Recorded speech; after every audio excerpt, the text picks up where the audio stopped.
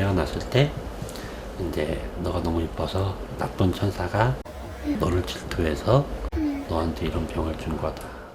아픈 딸에게 아빠는 세상의 전부이자 유일한 희망이었습니다. 사랑해. 우리야.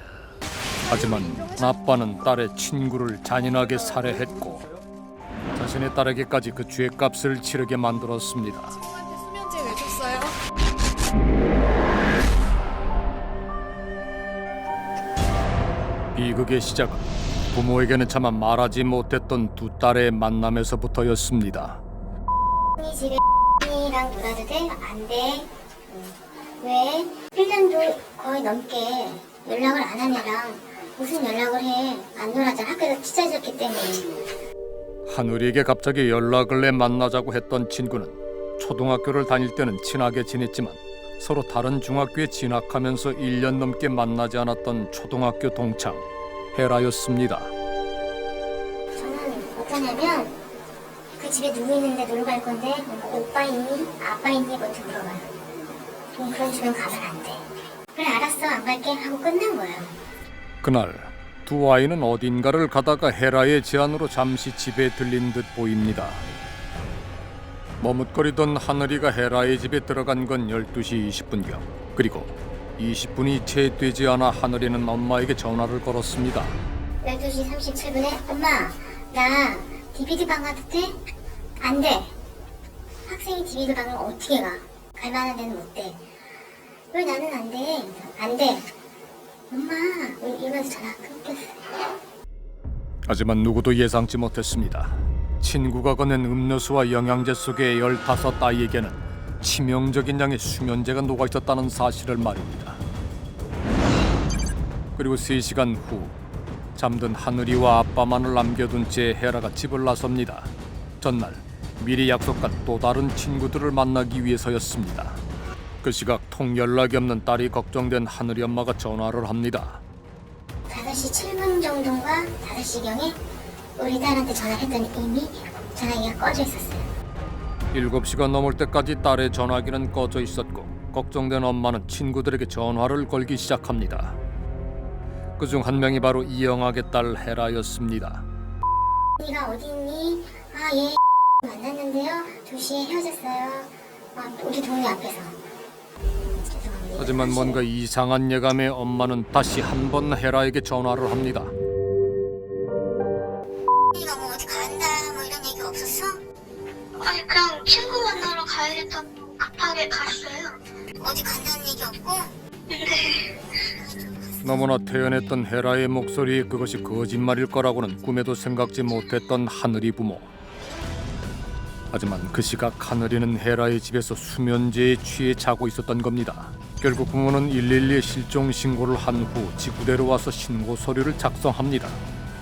하지만 즉각적인 수색은 이루어지지 않았습니다. 2시간이 지났어야 지구대 경찰관이 1시간 정도 순찰을 돌았지만 성과는 없었고 하늘이는 이영학의 집에서 자고 있었습니다. 그렇게 실종 신고 후 13시간이 지날 때까지 분명히 살아있었던 하늘이. 그런데 왜 구하지 못했던 걸까? 경찰분들이 한 번도 안 오셨어요. 오시지 않았어요. 10월 1일은 전혀 아무것도 하지 않았어요.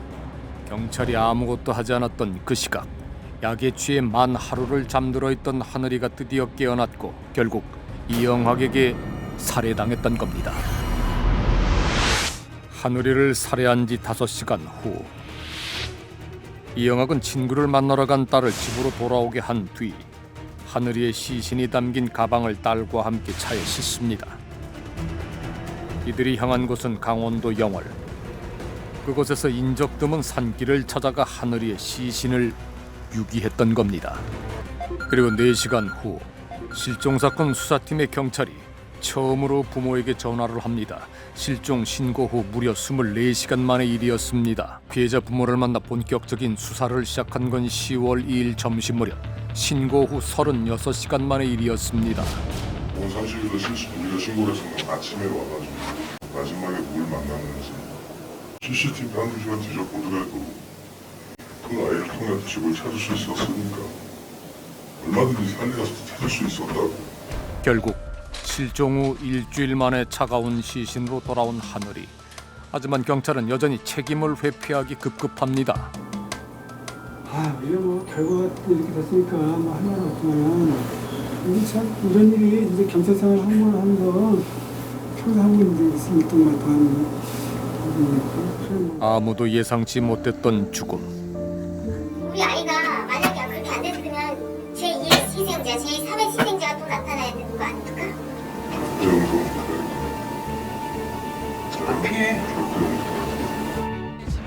전데 전지수가 이영학과 딸이 사람들에게 알려진 건 지난 2005년 한 방송 프로그램을 통해서였습니다. 아닙니까? 아 맞군요. 아. 반지하 단칸방에서 아픈 딸을 키우며 힘겹게 살고 있었던 젊은 아빠와 어린 엄마. 나한테 병을 오고 나한테 병을 유정된 거니까요. 내 잘못이니까 내가. 자신의 희소병이 딸에게 유전됐다며 도와달라 호소하는 그의 모습은 많은 이들의 마음을 움직였고, 어려운 이들의 창업을 도와주는 방송 프로그램의 도움으로 치킨 가게를 개업한 건 물론 온 가족이 토크쇼에 출연해 딸의 수술비 후원을 요청하기도 했습니다. 저는 4차례 수술 받았는데요. 이걸 다 끄집어냈어요. 그래서 이렇게 아무것도 없어요, 이 안에. 그래서 어금니 아빠구나. 예. 그렇게 어금니 아빠로 불리며 지난 10여 년간 수십 회가 넘는 방송을 통해 가족들에게 헌신적인 아빠로 알려졌던 이영학. 늘 딸 얘기만 하면 눈물을 흘렸고 자상한 아빠였던 그가 왜 갑자기 딸과 같은 나이의 여학생을 잔인하게 살해한 살인범으로 돌변한 것일까? 이것이 알고 싶다에서는 10월 1일 서울 중랑구에서 발생. 혹시 방송이 그를 변하게 한 건 아닐까?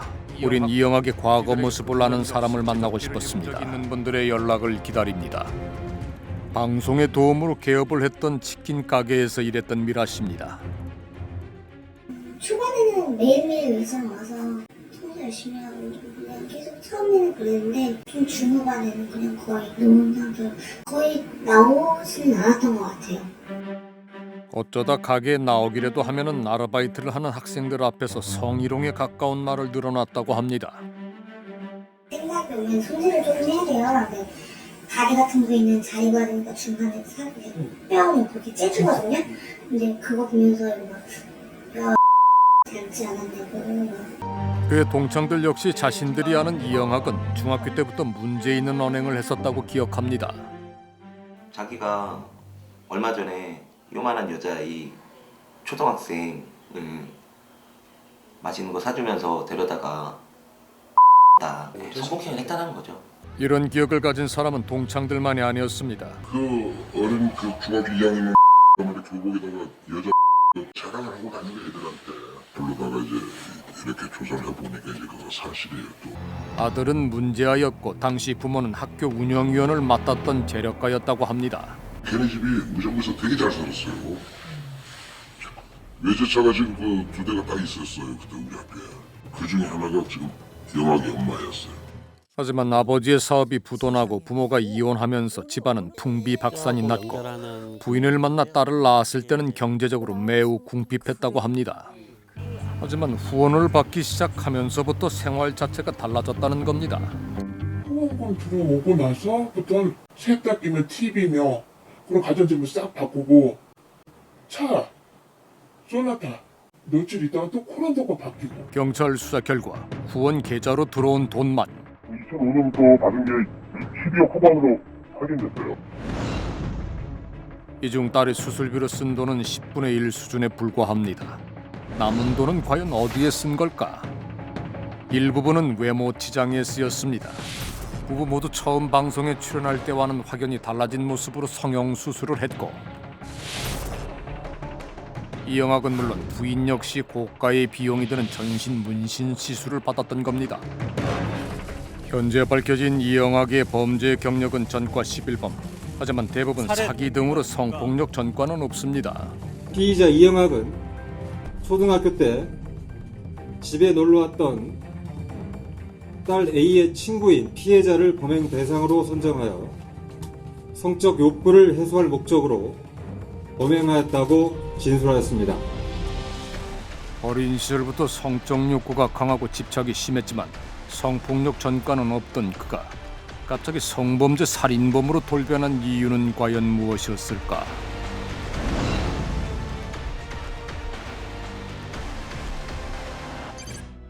자정 무렵 한산한 주택가 골목에서 벌어진 끔찍한 광경. 5층 건물에서 사람이 추락했던 겁니다.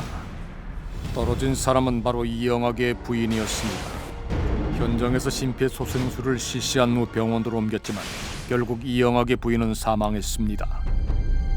그녀의 추락 이유는 무엇이었을까? 이영학은 그날 아내가 스스로 뛰어내렸다고 주장합니다. 제 아내는 저를 사랑한다고 그걸 증명하려고 자살을 했고요. 부인이 8년간 자신의 계부에게 성폭행을 당했는데 최근에 그걸 알았고 사망 당일 또다시 성폭행을 당한 뒤 죄책감을 못 이겨 자살했다는 겁니다. 이영학의 의붓아버지 경찰 배모 수사 씨가 당시 며느리와 성관계는 있었지만 성폭행은 아니라며 억울함을 토로했다는 이영학의 계부.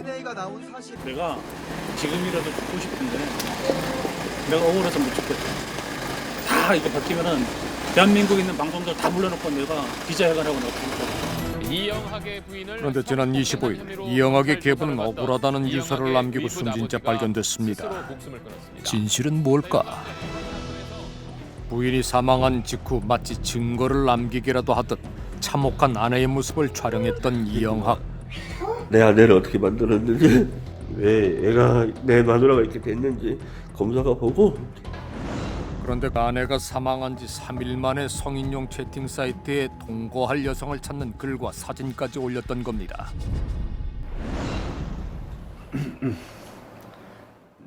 딸의 후원을 위해 개설한 홈페이지에는 죽은 아내를 잊지 못해 슬퍼하는 모습을 담은 영상을 올립니다. 하지만 부인이 사망하던 날 CCTV에 포착된 그의 모습은 아내의 죽음을 슬퍼하는 남편과는 거리가 멀어 보입니다. 당시 부인의 추락 사실을 신고한 것은 지나가던 목격자. 이영학과 딸은 3분이 지난 후 구급차가 오기 바로 전에 내려옵니다. 여보 뭐 어떤 그런 오히려 그런 것도 없고. 여보 뭐 어떻게 여자가 그냥 와서 확인하는 그런 느낌? 구급차에 함께 타는 건 고사하고 아내를 실은 구급차가 떠나는데도 전화만 했던 이영학.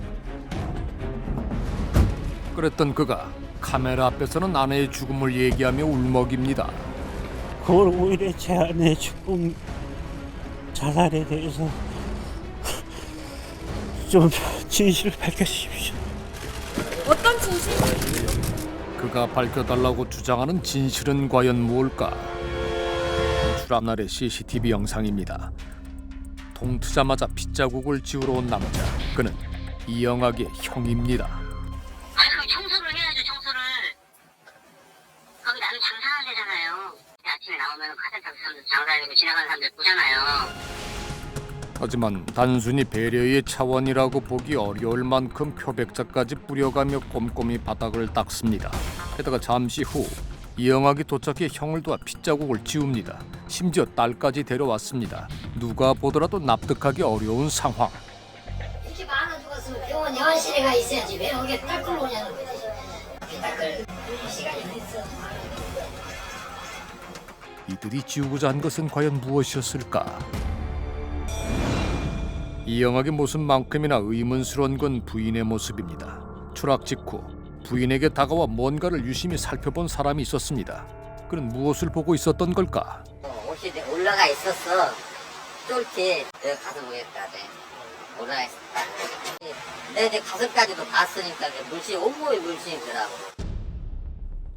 추락 당시 상의는 물론 하의의 일부분도 벗겨져 있었던 이영학의 부인. 추락 전 CCTV에 찍힌 부인의 옷은 추락할 때 벗겨질 만큼 헐렁하지 않았습니다. 그렇다면 스스로 벗고 뛰었다는 걸까? 이런 식으로 일부러 위를 걷어올리고 추락에 의해서 자살한 경우는 없었습니다. 심리적으로도 이해가 안 되고요. 경험도 못 해봤고요.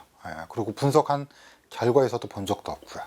이게 위도시에 올려져 있었다 그러면 사망 전에 뭔가 다른 이벤트가 있었다는 걸 시사하는 거기 때문에 당시 이영학 역시 내려오자마자 부인의 옷부터 수습했다고 합니다. 옷부터 내렸다니까 이렇게 옷을 내리고서 울더라고. 그날 이영학과 딸이 감추고자 했던 진실은 과연 무엇이었을까?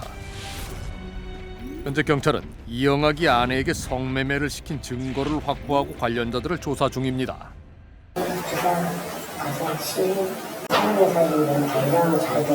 실제로 인터넷에 1인 마사지 샵을 홍보하는 글을 올렸던 이영학. 경찰은 이영학의 살해 동기가 성적 욕구 때문이라고 발표했습니다. 하지만 성매매업소를 운영한 의혹을 받는 그가 굳이 딸의 친구를 불러 욕구를 해소하려고 한 이유는 뭘까? 전문가들은 이영학의 성적 취향이 남들과 다를 가능성을 지적합니다. 완전한 형태의 소아성애자는 아니라 하더라도 혼합된 형태, 즉 다시 말해서 본인의 어떤 성적 욕구가 제한을 받을 때 그것에 대한 해소 방안으로서 10대 어린 소녀들에게 접근을 하는 소위 그 상황적 아동성 학대범의 성향을 갖고 있다. 실제로 그가 SNS나 인터넷에 올린 글들은 이영학이 피해자와 비슷한 연령대의 소녀들에게 집착하고 있음을 보여줍니다. 당시 친구에게 아빠가 시킨 것보다 더 많은 양의 수면제를 준 뒤 잠든 친구를 두고 밖으로 나갔던 이영학의 딸. 무슨 일이 벌어질지 알고 했는데도 그 아빠의 요구대로 그 자리를 피해주고 다 했잖아요. 그러니까 그거는 이런 일이 이미 아이한테 익숙했던 게 아닐까라는. 그러니까 아버지가 시키는 대로 하기는 해야 되지만 그러나 그렇다고 얘도 아버지 같은 악마는 괴물은 아니었을 가능성이 높아서 그나마 이 10대 여자애가 할 수 있는 건 친구를 그나마 보호하기 위해서 약을 더 주는 거 정도? 그거 이상은 하기가 어려웠을 것 같아요. 시신을 유기하러 갈 때 역시 친구의 시신이 든 가방을 차에 싣는 등 아빠를 적극적으로 도왔던 딸. 겉으로 보기에는 끔찍한 범죄의 공범이라는 걸 믿을 수 없을 만큼 밝고 쾌활한 15 소녀지만 어린 시절부터 휘소병을 앓으면서 자신과 같은 병을 가진 아빠만이 자신을 살려줄 수 있을 거라는 믿음 속에 성장했던 딸. 따라서 딸에게 아빠는 학교에서 배운 도덕적 잣대를 들이댈 수 없을 만큼 절대적인 존재였을 거라는 겁니다. 이 아이는 아빠하고 분리 독립해서 세상을 자신만의 어떤 견해를 가지고 세상을 살아가게 만들어지는 게 아니라 아빠의 삶을 그대로 똑같이 살아간다는 얘기인 거죠.